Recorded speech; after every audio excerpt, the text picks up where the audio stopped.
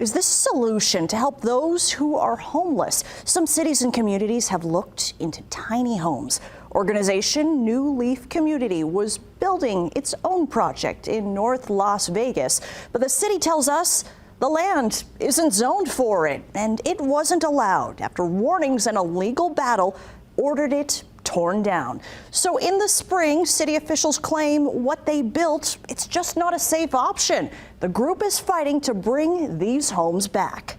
We had support from local schools, volunteers from there, a lot of people coming together to work on this. Giving them shelter when they're not stressed about having a place to sleep at night. New Leaf Community believes these could help those who are homeless. Tiny homes. They had compost toilets, and there were plans for solar power or electricity inside. The group bought the land for it off Cheyenne and MLK. The city says the project was not allowed and violates numerous housing codes. After a battle in court with a future date for an appeal, the city of North Las Vegas obtained a warrant to demolish these 4 tiny homes. One man didn't have time to get his belongings out and lost his entire life savings. Documents in the warrant for demolition say the property was, quote, hazardous and unsanitary, creating a fire hazard. Considers them makeshift structures, had no access for emergency vehicles, and could impact quality of life and property values for neighbors. Their entire savings, all of their important documents and family heirlooms, what little they had left. When the bulldozer took it took everything. We're on the side of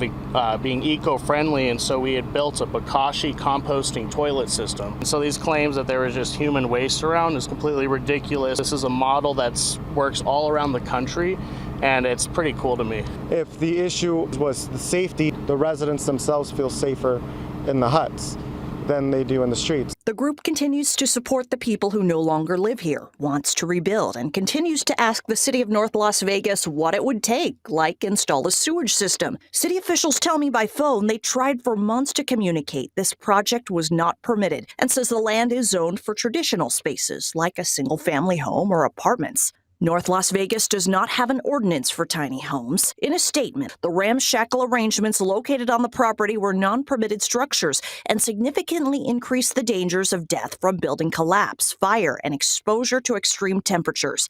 By flagrantly ignoring codes and regulations, the property owner created an unsafe, unsanitary condition on the property to the extent that it was deemed uninhabitable. And now that there are people working in solidarity to try to make our own resources, in my opinion, they should just let us do that if we're not doing anything wrong. The city's homeless outreach team did go out a number of times to offer services and relocation.